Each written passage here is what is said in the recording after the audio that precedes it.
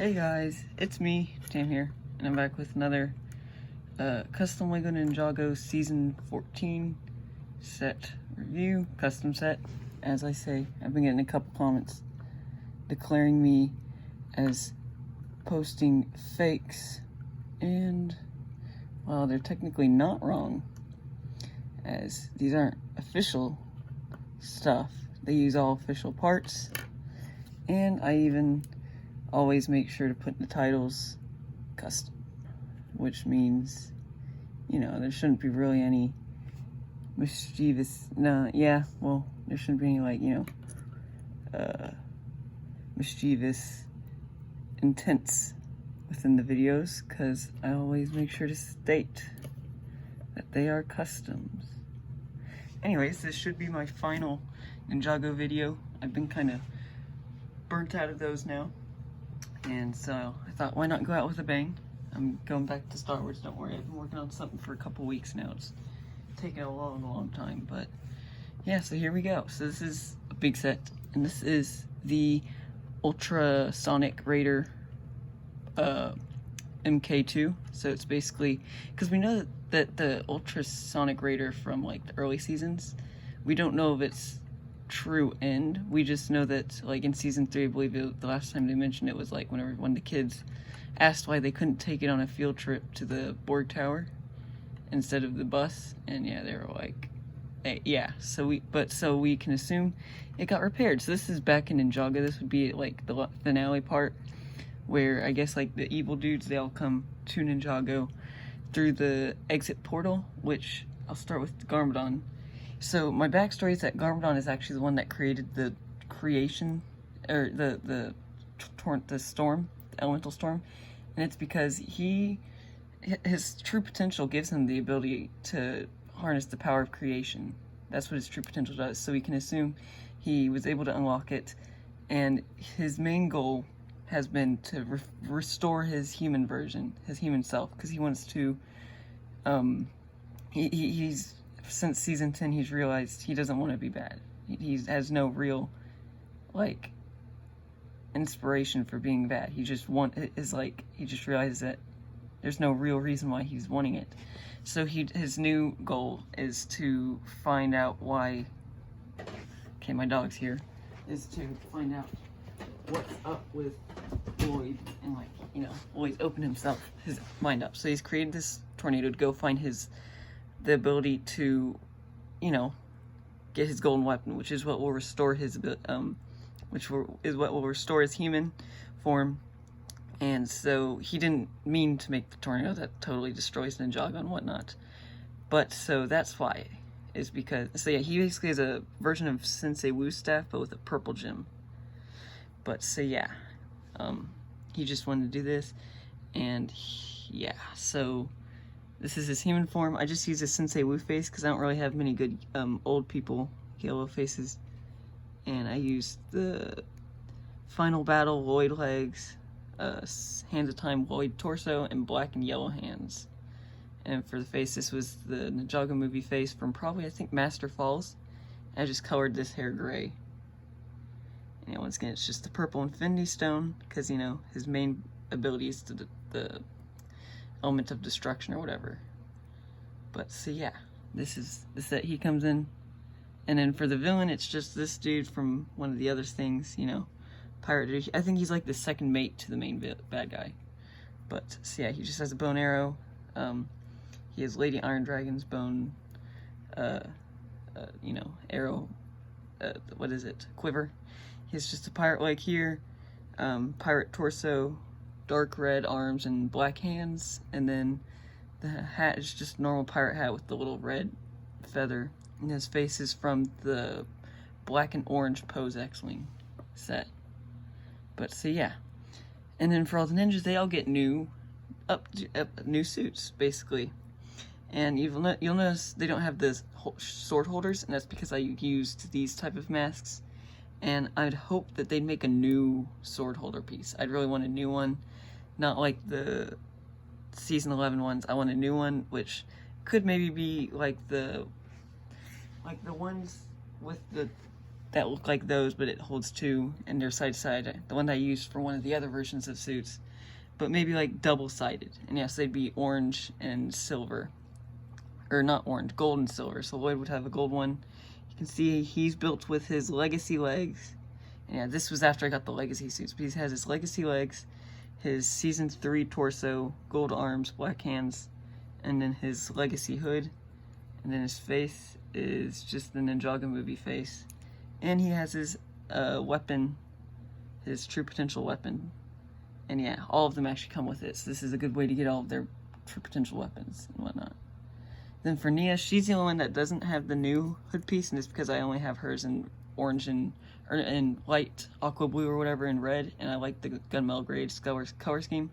Once again, she'd have a silver version of the sword holder piece. And then here's her golden weapon, you know, the little like staff thing. Come on. And then for her torso, she has the Sons of Garmadon's torso. Her legs are the hunted legs. She has Lady Iron Dragon's skirt piece, gunmetal gray arms, and once again she'd come with the newer legacy hood, but this is just the one that I got from the Cole from Skybound. I believe he's that. And then for Kai, he actually looks pretty cool. I don't know why I included this, but as I said, it would be basically new sword piece. I would hope it would be this, but maybe even like being able to hold two swords like this and this, or just side to side, and then maybe two shoulder blade or two shoulder pieces, and maybe just with the stripes, not with the star piece, because the star piece, it kind of looks a bit funky wonky, you know. He just has his movie face, and then his hood piece is from Legacy. He has his true potential sword piece that I made with the red thing. He has his legacy legs, his season 3 torso. I tried to use season 3 torsos for all of them. The only one without it is Nia, because she didn't get one. Dark red arms. And yeah, actually all of their figures should have used their secondary color for their arms. I guess I didn't do that with Nia. That's weird. But yeah. And then for Zane, once again, his secondary color is silver, so he has that on his arms. He has his movie head, you know. And I should have made that silver, I guess. That should not have been his movie head, but he's got his true potential weapon. Once again, this would probably be in like what is it? Frosted white, or a just light. Nia's would be in light blue. His would probably be a frosted white. But yeah, and then his torso is his season 3 torso. His legs are his legacy legs. Legacy hood, once again, silver shoulder piece for him. Kai would have a gold shoulder piece thing. Cole's next, and Cole, you know, let's see, so he's got his weapon. I really like this. Once again, it would be orange as it is here. He's got gray for his arms. His legs are his legacy legs. His torso is his season 3 torso. His face is his movie face. Come on, can't you pick it up? And then his hood is his legacy hood. And once again, he'd probably have gold. I think gold shoulder and pieces and whatnot. Oh, no, stop. And we're taking a minute. It's because this is taking a minute. I don't know if I already got the screenshot for the cover, but here. Then for Jay, he would have silver shoulder piece or whatnot. He has dark blue arms. He has his true potential weapon thing, you know. His head is his movie head. Once again, I got a Bricklink order with newer versions of it, so it's not all faded. He's got his legacy hood, legacy legs, yeah, and then his season 3 torso, which I really like his and Cole's season 3 torsos, I might add. But yeah, that's the minifigures, you know. Now for the Ultrasonic Raider 2.0. Or no, Mark II, MK2. So for starters, as you can see, it's pretty big. It would probably be 100 to 130, around that range. And something cool is I made it to where the front treads can angle down. So like, I don't know, I just thought it was cool. You can see there is a bit of detail in there, you know. It's got these sharp points at the ends. It's got this, I meant to put 2 tubes on there. I only got 1 in, but there would be another one on the other side. So in the front, there's the stud shooter with orange. I like this curve. This would, I'd hope this would be like the white, kind of like I mean, heck, I wouldn't even mind if they just reused the same one that they used for the Stealth Raider. But it can fit 2 figures inside pretty nicely, actually.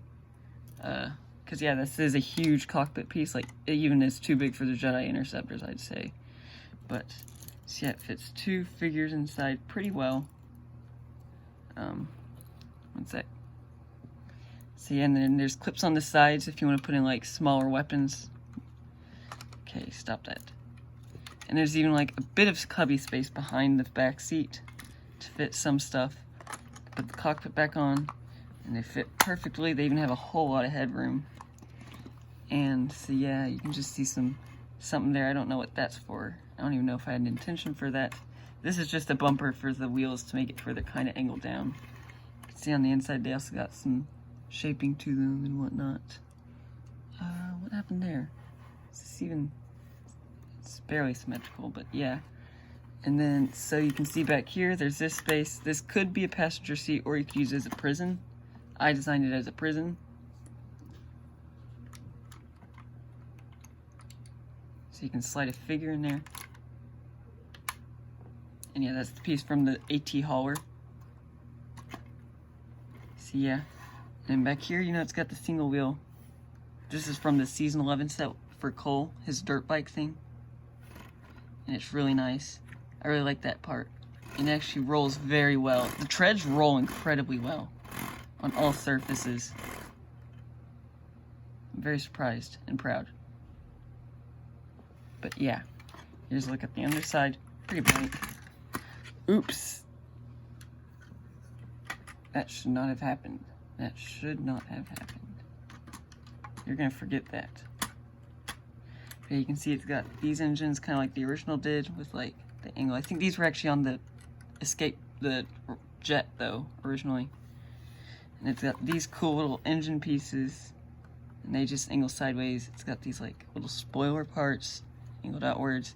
It's got fins back here. And yeah, as you saw, this comes off. And you can fit like Jay in there. I'm a bit biased towards Jay. I like the color blue. I like Jay, so he's kind of like, you might have noticed he's gotten a bit too much love maybe in this season. And yeah, it angles outwards. So this was actually a pretty fun design to work on. Took a while, but yeah, whenever it's docked, it's actually, something's pushing on this red bit. Or no, something's pushing on this part to make it where it stays closed. But then it's actually pretty loose, so it does flop around a bit. But if you pull on the red bit, wings slightly pop out. Maybe not enough, but it looks pretty cool still. And so yeah, you can see how that works there. It required a lot of math to get the shaping right. And then this is where it connects. It just has a single clip actually that it attaches. But see, I really like the shape. Really like the design. It's not too big, not too small. It's even got controls. It's got space for Jay. Nice little seating.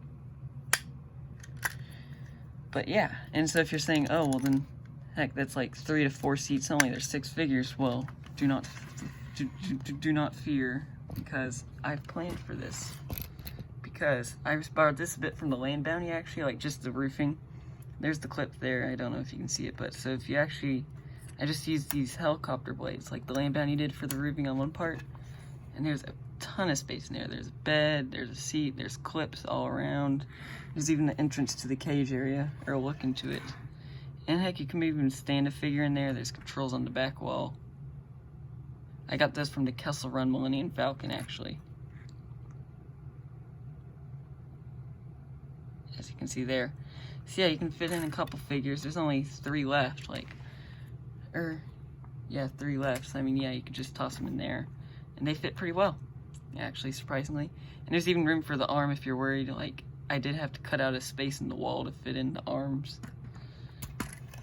And yeah, so these can fold back down. They just have clips for a bit of handholds. And the design on the rest is just kind of designed to be designed. Like, it actually looks pretty cool, the shaping and whatnot. And it's got these side-mounted engines, which you can angle up and down as you want. And yeah, I think it looks really cool. I just love this. It's really cool. I like it a whole lot. The shapings ended up really great. And the jet, I was worried about how it would look without the jet. And I'm really glad it actually looks really good without the jet. Like, it looks great with it. But, oh yeah, and then you can see there, I don't know if you can see it, but the black piece at the end of my finger is what blocks the jet from opening. Like, see, like how it plays it back down. Wings, they can pop out of it, but they immediately jump back to place. But once I lift it up, they're happy to stay open and closed. But yeah, so without the jet, it looks really good still. Like, it doesn't look bad. And I like that design on top too, because it's a good roofing thing, so it doesn't leave it open whenever it's gone, but it also like doesn't make it to where it's too bulky in there, to where the jet looks funky sitting in there. It looks really nice sitting in there, and it's just like the shaping really turned out really well for me. But yeah, I hope y'all enjoyed. I hope y'all enjoyed the Ninjago set wave bit. I should be moving back to Star Wars. This thing is taking quite a bit, but maybe I can give you a bit of a sneak peek. I'll just give you a bit of colors. You can see this is a very colorful build. I have fun with that, actually, if I might admit. I just love finding just random colors to just throw inside. But yeah, a lot of my stuff has it. Like, I think Kai's dragon had purple and pink and blue and white and all sorts. Same with Zane's. Zane's had some colors too. But yeah, anyways, this is getting to be a long video. Thanks for watching, and I'll see y'all next time. Goodbye.